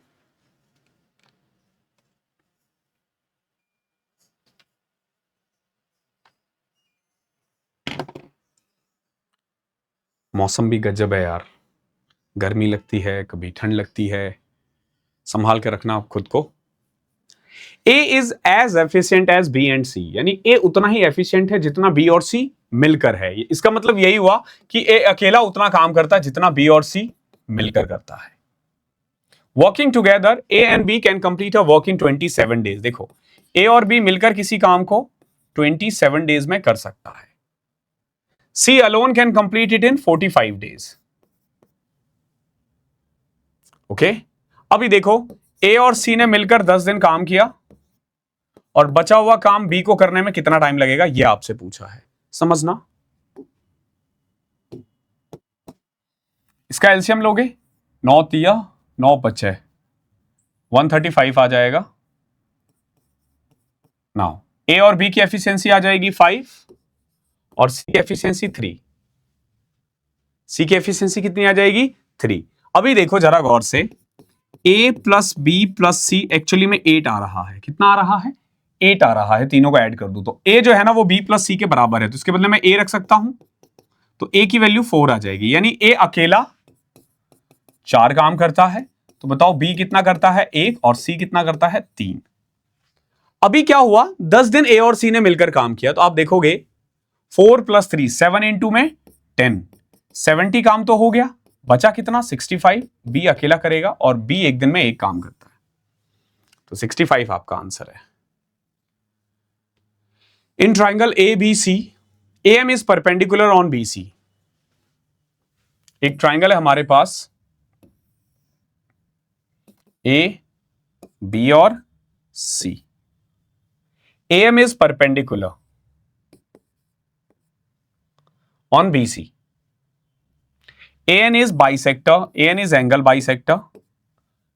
आपसे क्या पूछा है MAN, तो ये वाला जो एंगल होता है ना हमेशा इन दोनों के डिफरेंस का हाफ होता है। MAN हमेशा इन दोनों के डिफरेंस के हाफ होता है। तो देखो ये है 54 और ये है 32, तो इनका डिफरेंस कितना आ रहा है 22, हाफ कर दो 11 इज योर आंसर। बार बार आता है ये क्वेश्चन, ध्यान रखना, ये युगों युगों से आ रहा है, 2011-12 से आ रहा है, तो बहुत इंपॉर्टेंट है। अगर आपने गलती कर दी इन क्वेश्चनों में दैट मीन्स कि आप तो बेवकूफ बन गए। A person travel from A to B an an average speed of 75 kilometre पर hour. He traveled the first 75% of the distance in 2/3 of the time and rest at a constant speed of x kilometre पर our. तो बताओ x की value क्या होगी। देखो एक आदमी है, उसको A से B जाना है, एवरेज स्पीड है 75। ओके, पहला जो 75% डिस्टेंस है ना 2/3 ऑफ द टाइम में कर लिया है, यानी जितना भी टाइम मिला है ना इसको, उसका 2/3 में इसने कर लिया। तो एक चीज करना, जो भी टाइम लेट करोगे ना वो 3 के टेबल वाला करना, ओके, 3 का टेबल। और ध्यान रखोगे तो 75% दे रखा है, फर्स्ट 75%, इसका मतलब 3/4 होता है। तो जो डिस्टेंस एज्यूम करोगे ना वो 4 और 3 यानी 12 के टेबल में आना चाहिए। कोई भी नंबर ले लो जो 12 के टेबल में आना चाहिए। तो हमने ले लिया, मान लो डिस्टेंस है, थोड़ा बड़ा ही लिया करो, 1200 किलोमीटर। ये 75 के स्पीड से गया है तो टाइम लगेगा इसको 75 4 16 घंटे, ओके है। अभी देखो क्या कह रहा है, he travel first 75% distance in 2/3 of the time. Okay sorry, time तो यहां 16 आ गया यार, 16 तो लेना ही नहीं है ना हमें, 2/3 ऑफ द टाइम ना, टाइम भी तो हमें वो लेना है, यहां पे ये दिक्कत हो जाएगी, 2400 ले लेते हैं। नहीं, ही फॉर 75% ऑफ द डिस्टेंस। एक काम करते हैं, टाइम ले लेते हैं 12 घंटे, डिस्टेंस अपने आप आ जाएगा, 12 इंटू में 75 कितना होगा, 12 7 84 900। अभी देखो 900 का 75% निकल सकता है, 900 का 75% कितना होगा 675, और बच कितना जाएगा 225 किलोमीटर। अभी देखो पहला 75% डिस्टेंस जो है ना, पहला जो 75% डिस्टेंस है ये 2/3 ऑफ द टाइम यानी 8 घंटे में चले गया, और बचा हुआ 225 किलोमीटर जाने में कितना टाइम लगेगा 1/3 यानी 4 घंटे। कर दो, स्पीड कितना आ रहा है 56 1/4, ये इसका आंसर हो जाएगा। तो इसमें ना मेनली आप क्या एज्यूम कर पा रहे हो वही है, अदरवाइज ये क्वेश्चन गलत होने के चांसेस आपके बहुत ज्यादा है। नेक्स्ट क्वेश्चन देखते हैं, क्वेश्चन नंबर 12 क्या कह रहा है, x + 1/9x 2 दे रखा है और हमसे पूछा गया है 9x की क्यूब प्लस में 1/81x की क्यूब, ये निकालना है। अभी देखो जो क्वेश्चन पूछ रहा है ना, इससे आपको एक चीज तो पता चल रहा है, 9x की क्यूब और 1/81x की क्यूब आप डायरेक्ट नहीं निकाल सकते, डायरेक्ट नहीं निकाल सकते। क्या कर सकते हो, 1 3 से मल्टीप्लाई करके 3 से डिवाइड कर दो, ओके। तो क्या हो जाएगा 1/3 ऑफ 27x की क्यूब अपॉन में 1/27x की क्यूब, मैंने 3 से मल्टीप्लाई कर दिया। अब ये क्या बन जाएगा, अब ये बन जाएगा 3x का क्यूब प्लस में 1/3x का क्यूब, ठीक है। तो मेनली हमें ये निकालना है, उसको 3 से डिवाइड कर दोगे आ जाएगा आंसर। देखो क्वेश्चन क्या दे रखा है, 3x plus 1/3x is equal to 6 दे रखा है। आप बोलोगे सर ये तो नहीं दे रखा, मैं बोलूंगा गौर से देखो वही तो दे रखा है, 3 से मल्टीप्लाई कर दो, 3x यहां पे 1/3x इज इक्वल टू 2 आ जाएगा। अभी देखना जब मैं इसका क्यूब कर देता हूं तो 9x की क्यूब प्लस में 1/9x की क्यूब, सॉरी 9 नहीं 27 की वैल्यू आ जाएगी 216 - 18 198, ठीक है। यहां पुट कर दो 1/3 अपॉन इंटू में 198, ठीक है 66, ओके 66। अच्छा क्वेश्चन था और कर लिया हमने फाइनली। नेक्स्ट क्वेश्चन देखो क्या है, question number 14। An article costing ₹20 was marked 25% above the cost price. After 2 successive discount of the same percentage, the customer now pays 20.25. देखो सिंपल सी बात है, अगर दो डिस्काउंट है तो आपको बस इतना देखना है, देखो 20 रुपए का सामान 25% ज्यादा मार्क था, यानी कि 5 रुपए ज्यादा मार्क था।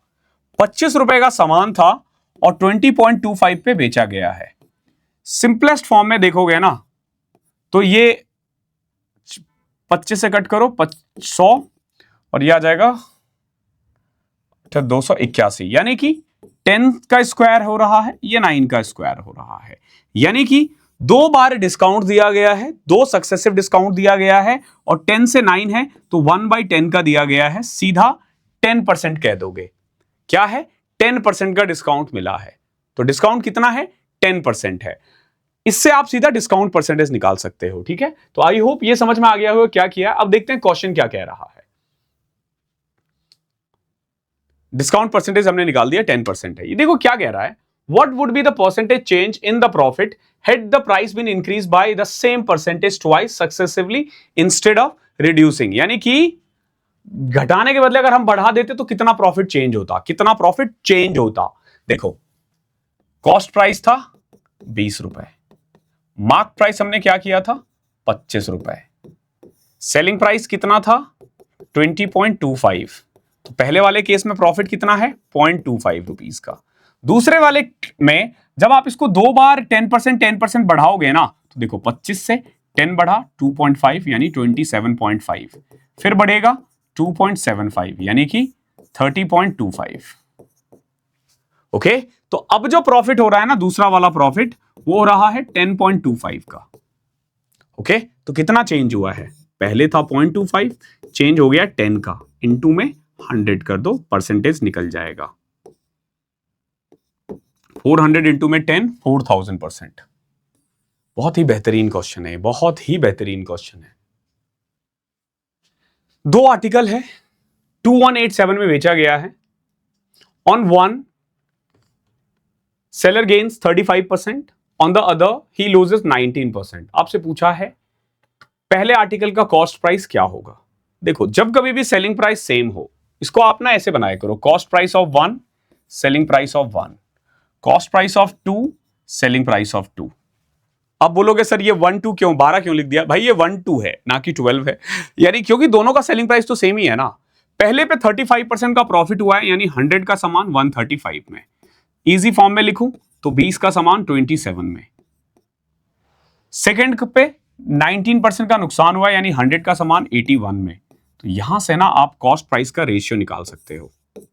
देखो, पहले वाले का है 1620, दूसरे का कॉस्ट प्राइस आ जाएगा 2700, और सेलिंग प्राइस क्या है, मल्टीप्लाई करके देखो क्या आ रहा है, 7 2 56, 58 के 8 हासिल 5, 16 5 2187। यानी कि अगर सेलिंग प्राइस 2187 है तो पहले का कॉस्ट प्राइस 1620 है, दूसरे का 2700 है। क्या पूछा है, फर्स्ट का cost price 1620। This one is easiest among all. Just आपको रेशियो सीखना है, फिनिश। एक 11 डिजिट नंबर है, एज यू कैन सी ये 72 से डिविजिबल है। x जो है वो डबल ऑफ y है। ओके, आपसे पूछा है वैल्यू ऑफ x की पावर y कितनी होगी। देखो, 11 डिजिट नंबर था और ये 72 के टेबल में आता, तो 72 का मतलब है ये 9 के टेबल में भी आएगा और 8 के टेबल में भी आएगा। 8 का रूल क्या कहता है, 5x4 should be divisible by 8। 0 put करूं, 0 पुट करता हूं तो 8 6 48, 0 भी पुट कर सकते हैं 4 भी और 8 में। x की 3 वैल्यू पॉसिबल है, 0 4 और 8। ठीक है, 0 को इग्नोर कर देते हैं क्योंकि x is equal to 2y, ये पूरा नहीं हो पाएगा और ऑप्शन भी 0 नहीं है तो छोड़ दो। x की 2 वैल्यू पॉसिबल है, 4 और 8। ओके, और जो y है वो x का हाफ है। ठीक है, तो y की भी 2 वैल्यू पॉसिबल हो सकती है, 2 और 4। सिंपल है, आप चाहो तो सीधा कर सकते हो कि x की पावर y ना 4 की पावर 2 का रूट, तो ये तो 4 ही आ जाएगा, या फिर 8 की पावर 4 का रूट 64। यहां वैसे एक ही ऑप्शन आ रहा है एग्जाम में, इसको पुट करो और आगे बढ़ जाओ। पूरा चेक करने की जरूरत ही नहीं है, पूरा चेक करने की जरूरत ही नहीं, आंसर आ गया, खत्म करो इसको। ठीक है, दिल लगी नहीं करनी क्वेश्चंस की, साथ निभाना है एंड तक, ना ना ना, जैसे ही आंसर आ जाए छोड़ो, आगे बढ़ो। When x is added to each of the number obtained are in order, or you can say proportionate। देखो, जब 4 2 18 और 22 में एक नंबर ऐड किया जाता है, कोई भी एक नंबर, तो ये प्रोपोर्शनेट हो जाता है। तो रेशियो एंड प्रोपोर्शनेट में हमने सिखा रखा है, क्या करते हैं, एक बार इनको मल्टीप्लाई करो 48 और एक बार ऐड करो, एक बार इनको मल्टीप्लाई करो और एक बार ऐड करो। अभी देखो, जो मल्टीप्लीकेशन था उसका डिफरेंस कितना आ रहा है 12 में, जो इसका डिफरेंस है ना 20 और 16 का घटा दो, यानी वो नंबर है 3। x की वैल्यू कितनी आ रही है 3, यानी वो नंबर 3 है, जो मैं अगर ऐड कर दूं ना सब में तो ये प्रोपोर्शनेट हो जाता है। तो जब ये 3 आ गया, अब आपसे क्या पूछा है, 3 + 6 9, 3 - 2 1, 9 और 1 का रूट कर दो, सॉरी मीन प्रोपोर्शनल पूछा है, तो ये 9 है और ये 1 है, 9 और 1 का मीन प्रोपोर्शनल 3 हो जाएगा, 9 × 1 9, उसका रूट कर दोगे 3 आ जाएगा।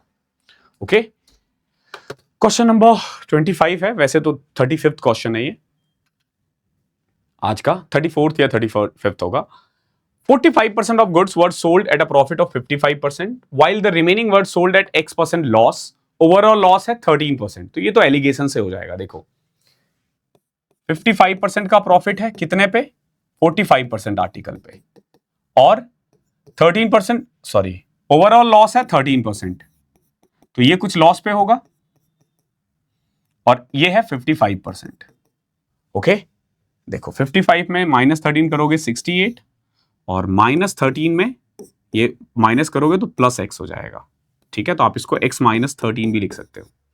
रेशियो है 55 यानी 9:11। इसको सॉल्व करके आप x की वैल्यू निकाल सकते हो। कैसे आ जाएगा? देखो 11x - 143 इज इक्वल टू 680 में से घटाओगे 612 आ जाएगा। 11x is equal to 755।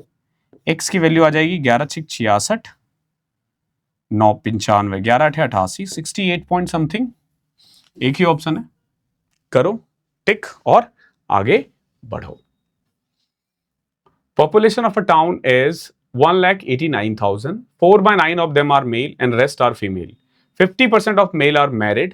Then percentage of married population. जब ये क्वेश्चन आया था ना तो मैंने इसको गलत करार दे दिया था, बट आज मैं इसको ठीक करवा देता हूं। देखो एक गांव में ना मान लो 9 पॉपुलेशन है, तो 4 फीमेल है और 4 मेल है और 5 फीमेल है। 50% मेल आर मैरिड। देखो 2 मैरिड है, 2 अनमैरिड है। फीमेल के साथ क्या होगा कि 2 मैरिड होंगे और 3 अनमैरिड होंगे।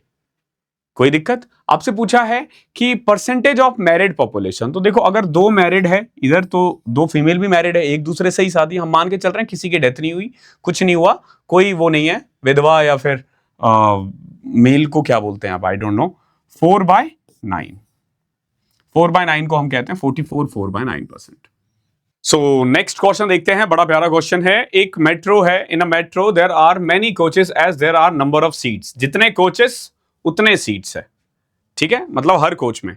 फॉर एग्जाम्पल अगर मान लो P कोच है तो हर कोच में P नंबर सीट्स है, तो टोटल जो वो होगा ना P² हो जाएगा। ठीक है, टोटल कितना हो जाएगा? P² हो जाएगा। ठीक है, अभी देखो ये क्या कह रहा है, in a metro there are as many coaches as there are number of seats in each coaches. A coach is filled with 27 passenger which is 81 9/11% of the capacity. यानी कि एक कोच की कैपेसिटी अगर P है तो P का 81 11/9%। इसको अगर मैं फ्रैक्शन में लिखना चाहूं तो 810 और 90 900/11%। 900/11% कितना है? 27 है। तो यहां से आप देखोगे, यहां से आप P निकाल दोगे, P आ गया 33, यानी कि कोचेस है 33। ओके, 33 कोचेस है और हर कोचेस में 33 ही सीट्स है। तो अगर आप देखोगे पूरा मेट्रो की बात करोगे तो इसकी कैपेसिटी इतनी है। आपसे पूछा है कि ये बताओ कि कितने पैसेंजर ट्रेवल कर रहे हैं अगर 33 1/3% वैकेंट है। 33 1/3% वैकेंट यानी 1/3 खाली है, तो है कितने? 2/3 कर दो, 3 से कटा 11, 22 × 33 कितना होता है? 6।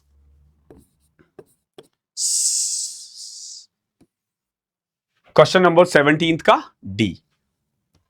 18 देखो, there are 2 cinema hall A and B। एक सिटी में 2 सिनेमा हॉल है A और B। जो प्राइस है वो 20 रुपए पर टिकट है A में, which is 20%, in which 20% are entertainment tax and rest are original price. Okay, so देखो 20 रुपए का जो टिकट है ना, आप इसको ऐसे देखो कि 20 रुपए का टिकट है जिसमें से जो एंटरटेनमेंट टैक्स है इसका 20% है, 4 रुपए, यानी 16 रुपए हो गया ओरिजिनल टिकट। Okay, clear? ये एक ही बात हो रही है। बी का जो है ना, देखो बी में क्या कह रहा है, तो original price in hall B is 25% less than A. देखो जब मैं बी के बारे में बात करता हूं ना, तो बी का जो ओरिजिनल प्राइस है ना वो 25% कम है इससे। 16 का 25% 4 होता है, यानी 4 रुपए कम है, 12 है।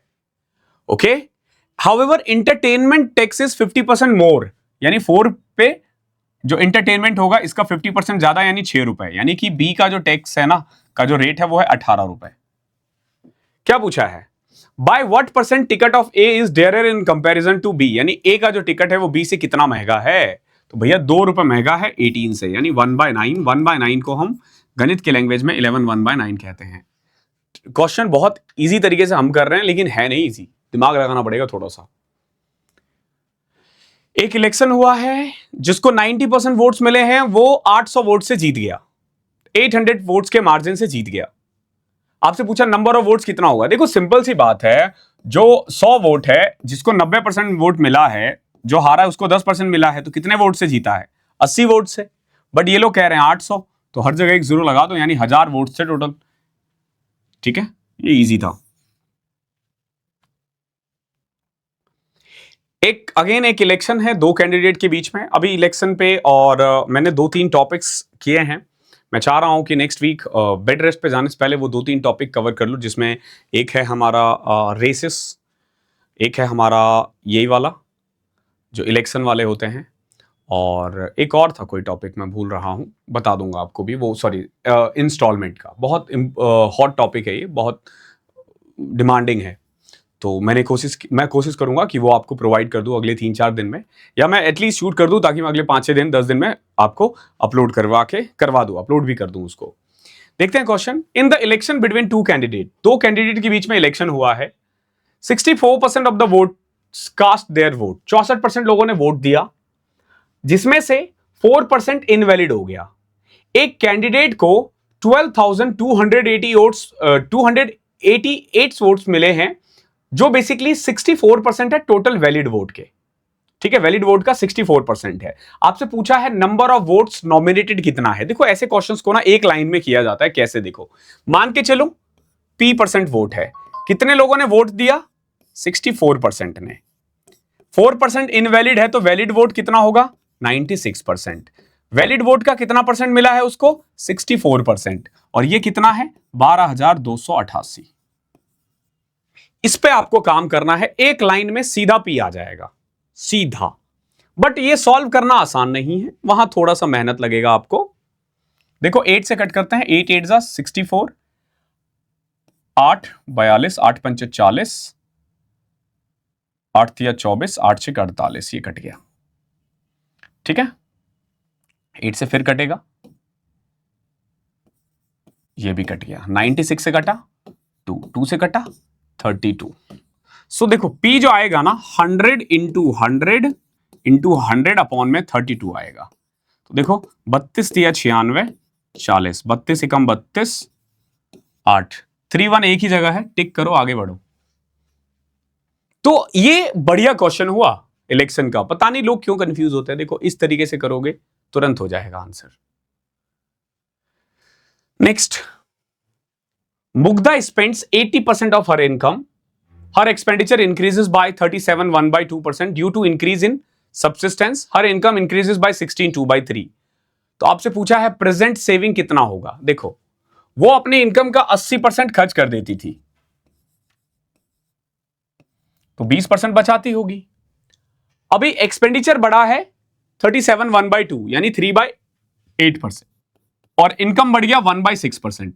तो कोशिश करो जो पहले वाला इनकम है ना वो 6 के टेबल में आए, यानी कि 600 था, 80% यानी 480 एक्सपेंडिचर था और 120 सेविंग था।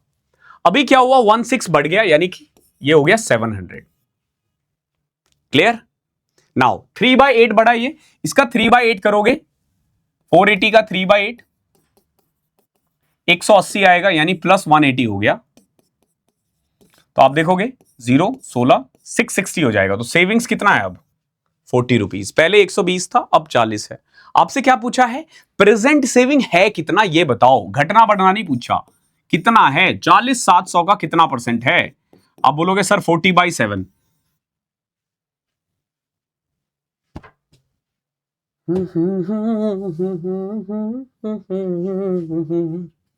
Next question number 25th।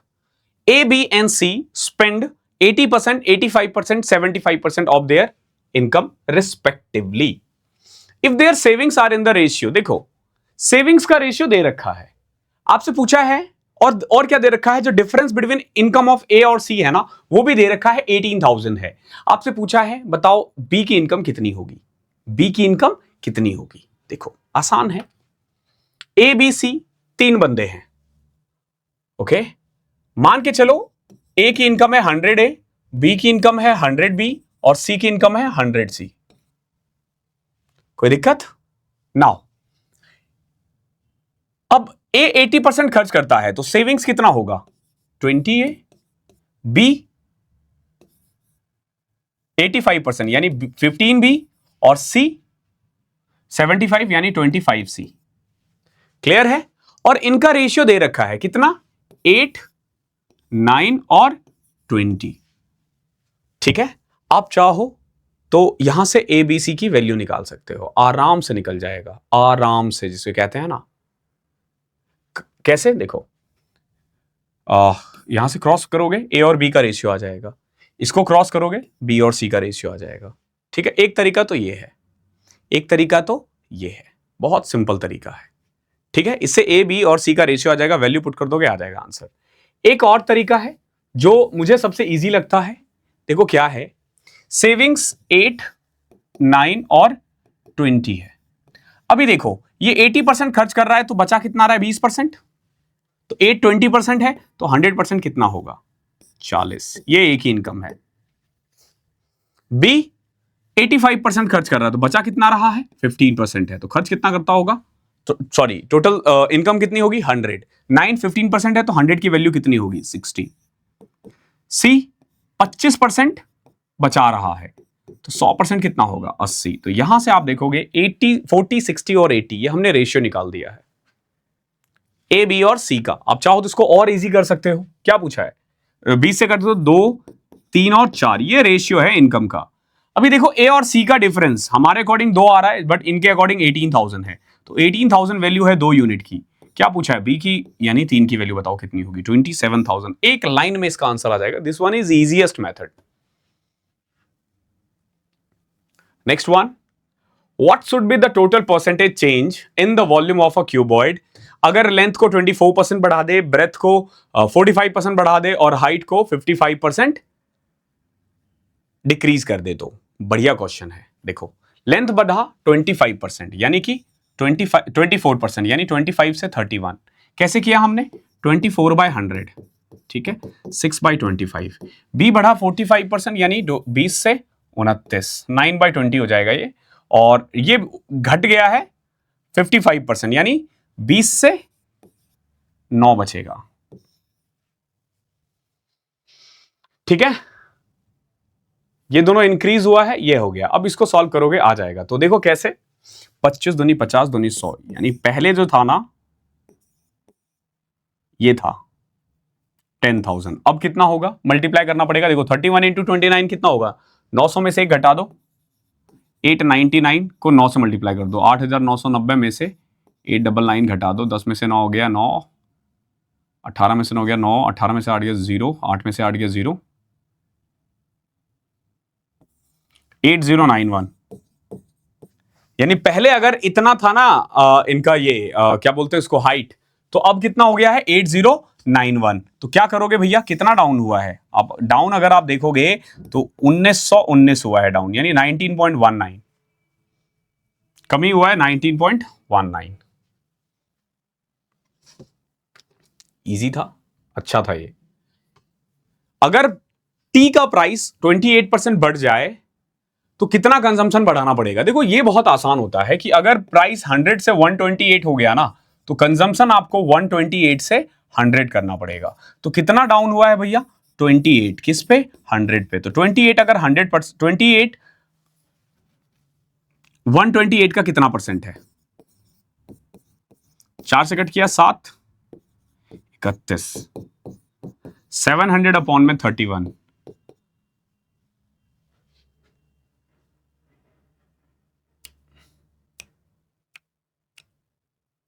128 से 100, 4 से कट किया 7, 31 दूनी 62, 22 पॉइंट समथिंग आ रहा है। ये इसका आंसर है। अच्छा क्वेश्चन था ये भी। If the price of sugar is increase by 32%, sugar का प्राइस 32% बढ़ा है, then by what kg a woman reduces its consumption, so there is no change in the expenditure कोई एक्सपेंडिचर में चेंज ना हो, और इनिशियल कंजम्पशन जो है वो 33 kg था। देखो प्राइस शुगर कितना बढ़ा है, 132%, यानी 100 से हो गया 132। तो अगर आप सिंपलेस्ट रेशियो में देखोगे तो 25 से 33 हो गया। तो कंजम्पशन कायदे से 33 से कितना हो जाना चाहिए, 25।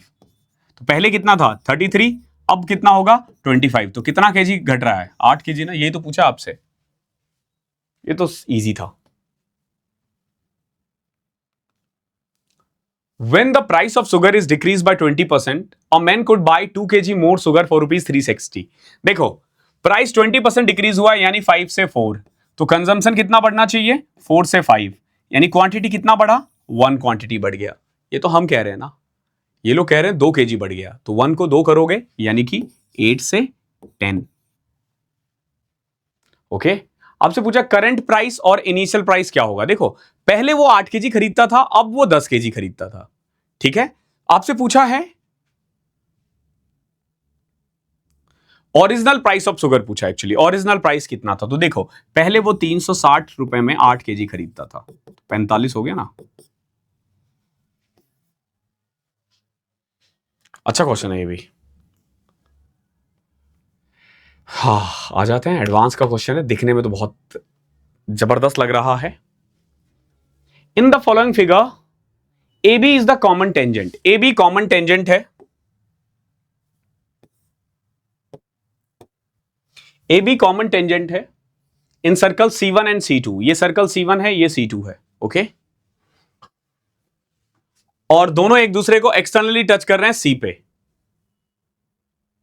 AD and DC are two chords, AD और DC दो कोड्स है of circle C1, and BE and EC are the two chords, BE और CE दो कोड्स है। ठीक है, AD और BE डायमीटर्स है। देखो AD और BE डायमीटर्स है, इसका मतलब यह है कि अगर मैं इसको मिला दूं या इसको मिला दूं तो ये जो होगा ना, ये 90 डिग्री होगा, ये भी 90 डिग्री होगा, याद रखना। Find the measure of ADC, आपसे पूछा ADC इसका और BEC का मेजर कितना होगा, इन दोनों का मेजर पूछा है। और भी कुछ दे रखा है क्या? एक चीज और देखो, समझना इस चीज को, ये तो आपको पता चल चुका है, ये 90-90 होगा, ये सेंटर होगा, ये सेंटर होगा, और ये टेंजेंट है, तो टेंजेंट 90 डिग्री होता है। देखो ये भी 90 है, ये भी 90 है, इसका मतलब ये दोनों क्या है, ये दोनों क्या है, ये दोनों हो जाएंगे एक दूसरे से पैरेलल। तो AD और BE एक दूसरे से पैरेलल है, ध्यान रखना, क्योंकि ये भी 90 है, ये भी 90 है। ठीक है, तो ये ऑब्वियसली बात है, पैरेलल ही होंगे। हमसे पूछा गया था इन दोनों का, आके देखो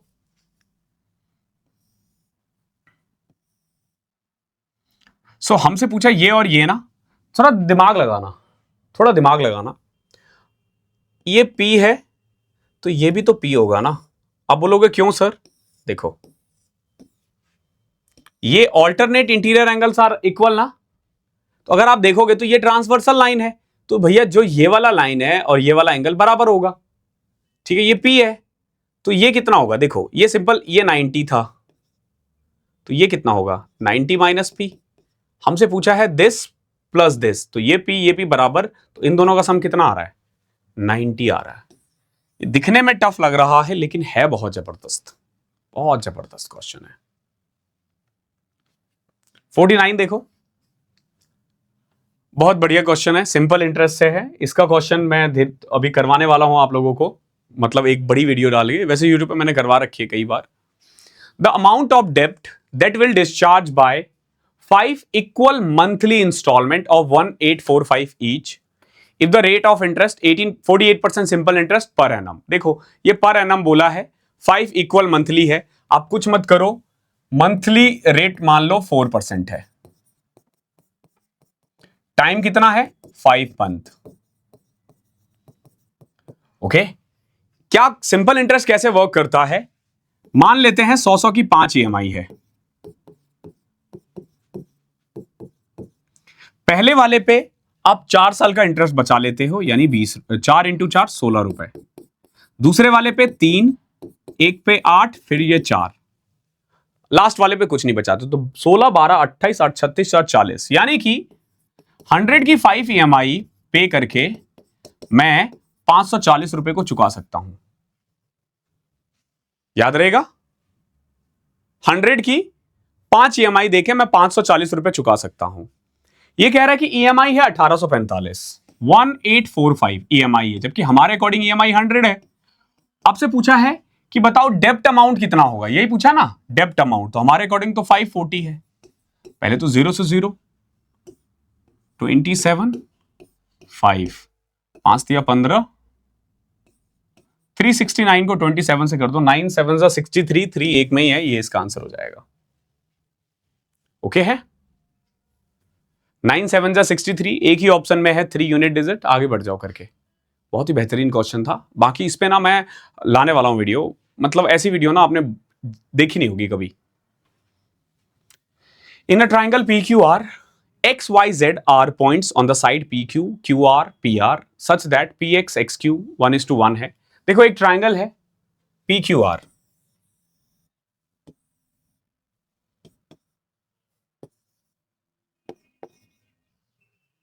XYZ are the point of this PQ, QR और PR। PQ पे X पॉइंट है, Y और Z, ठीक है। PX और XQ का रेशियो 1:1 है, ठीक है। PZ और ZR, PZ और ZR का रेशियो 1:2 है। QY और YR का रेशियो 2:3 है। All okay, all okay.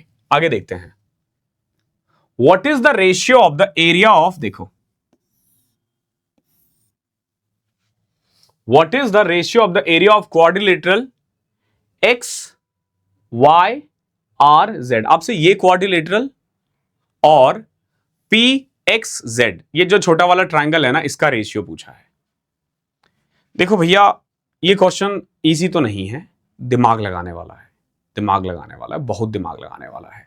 देखो कैसे, ये 1 है, ये 1 है, ये 2 है, ये 3 है, ये 1 है, ये 2 है, सबका रेशियो ऑलरेडी गिवन है, ठीक है। तो हम क्या कर सकते हैं, हम लिख सकते हैं एरिया ऑफ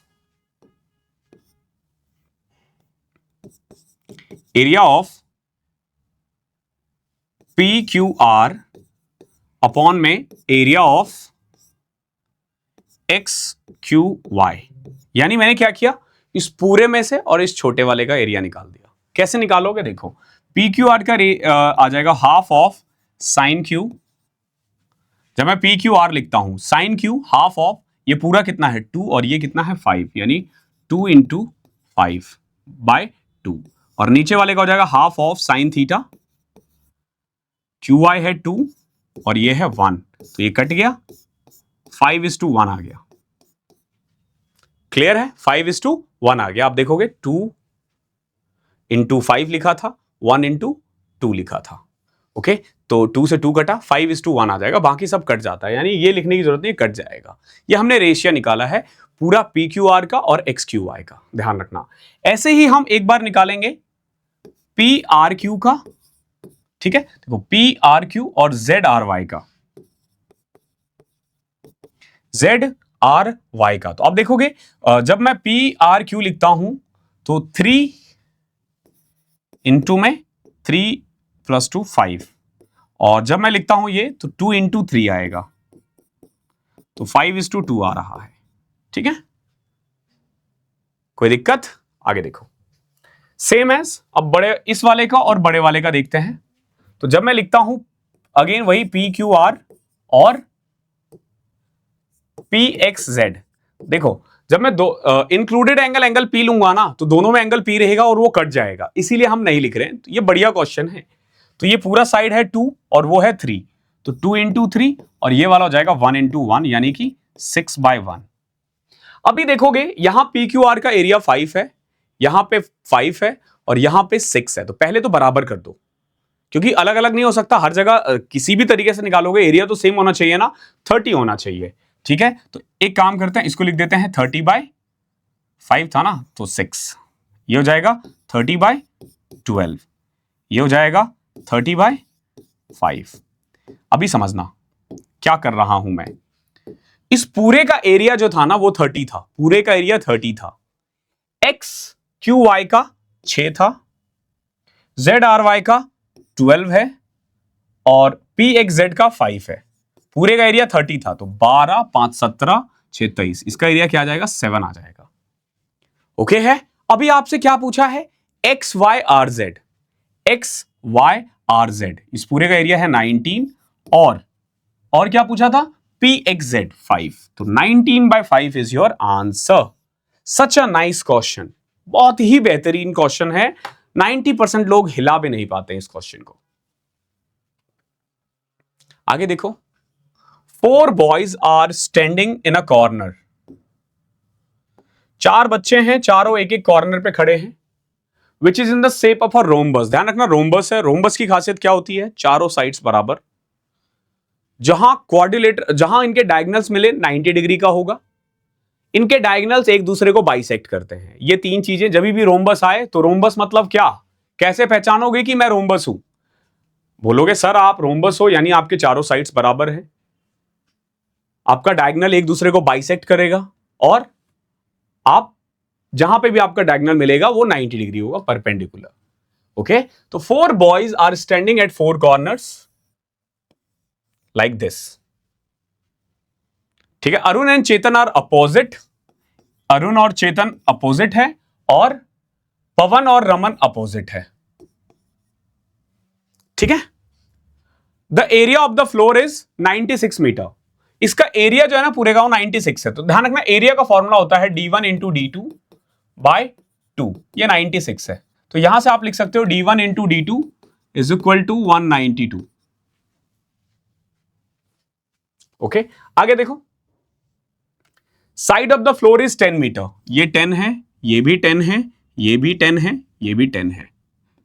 ये मान लो एक डायगोनल, ये दूसरा diagonal. What is the sum of the distance between Arun and Chetan and the distance between Pawan and Raman? देखो, पवन और रमन के बीच में डायगोनल 1 है और अरुण और चेतन के बीच में डायगोनल 2 है। तो d1 प्लस d2 पूछा है एक्चुअली में, ये क्या पूछना चाह रहा है, ये d1 प्लस d2 ये जानना चाह रहा है। अब देखो इसको कैसे करोगे, थोड़ा ना हम इसको इजी करेंगे। कैसे, मैं एक काम करता हूं, इसको मैं x मान लेता हूं, ये भी x मान लेता हूं, ये y मान लेता हूं, ये भी y मान लेता हूं। ठीक है, यानी मैंने एक डायगोनल मान लिया है 2x और एक डायगोनल हमने मान लिया है 2y। तो d1 इंटू d2 यानी कि 4xy, क्वेश्चन में दे रखा है 192। कोई दिक्कत, हमसे पूछा d1 प्लस d2 यानी कि हमसे मांगा गया है 2x प्लस 2y, बताओ कितना होगा, या फिर double of x plus y बताओ कितना होगा, आपसे यह पूछा गया है। एक चीज और दे रखा है, अगर आप देखोगे डायगोनल मैंने बताया था कि 22 एक दूसरे को परपेंडिकुलर ही काटता है, परपेंडिकुलर पे। सो मैं कह सकता हूं कि x square plus y square 100 होगा। आप बोलोगे हाँ सर बिल्कुल हो सकता है। अभी देखो x square plus y square है, 4xy है, चाहिए क्या, double of x plus Y.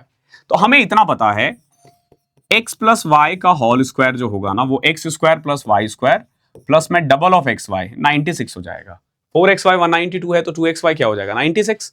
यहां से आपका x प्लस वाई 196 यानी 14 आ जाएगा। पूछा क्या था, double of x plus y यानी 28। एक बार और देख लेना, देखना पड़ेगा एक बार और, इजी जरूर है लेकिन दिमाग लगाने वाला है।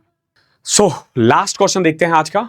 क्या है, एक इलेक्शन है, 4 कैंडिडेट है A B C D E। Out of a total 7500 votes 5% votes were invalid, 5% invalid हो गए हैं। ए को 20% वैलिड वोट मिला है। ध्यान रखना ए है, बी है और सी है और डी है। ए को मिला है 20% ऑफ वैलिड वोट्स, ठीक है कोई दिक्कत नहीं है। बी को मिला है, A got 20% of valid votes, B got 100% more than A. A से 100% ज्यादा है, यानी अगर इसको 20% मिला है तो बी को 40% मिला होगा वैलिड वोट का। ठीक है, अभी देखो and D got 40% less than B, B को डी से 40% कम मिला, यानी 40 का 40% कितना होता है 16% कम मिला डी को, यानी कितना मिला होगा 24%। अभी देखो ए को मिला 20, बी को मिला 40, डी को मिला 24%, ऐड करो 84%, तो सी को कितना मिलेगा 16%। आपसे पूछा सी को कितना वोट मिला है, 16% ऑफ वैलिड वोट्स, ध्यान रखना 7500 जो है ना ये टोटल वोट्स है, 5% इनवैलिड है, तो वैलिड कितना होगा 95%, और इसका 16%। 20 से 20, 3 4, 4 से कट किया 4, 4 दिया 12, 1200 में से 60 घटा दो 1140। थोड़ा सा अपने कैलकुलेशन पे काम कर लोगे, गणित से आसान कुछ भी नहीं है, आप समझ जाओगे। ओके, मैंने बहुत प्यार से धीरे धीरे आराम आराम से करके सारे क्वेश्चंस करवाए हैं। आई होप आपको क्लास अच्छी लगी होगी। क्लास अच्छी लगी है तो थोड़ा सा 2 वीक आप पेशेंस भी रख लेना, क्योंकि आई नो अगले 2 वीक आपको ये वीडियो मिलेगी नहीं, पिछले वीक भी नहीं मिली थी। संडे का होता है ना ये, तो सैटरडे संडे हम लोग कभी 2 ही दिन मिलता है, इवन सैटरडे को हमारी क्लासेस होती है, तो संडे संडे ही मिलता है। ओके, बट नेक्स्ट टाइम से मिल जाएगी टाइम पे, बट 2 वीक आप वेट कर लेना। ओके, देन मिलते हैं कल सुबह चाय नाश्ता बैच में। तब तक के लिए क्या करना है आपको, पढ़ाई करते रहना।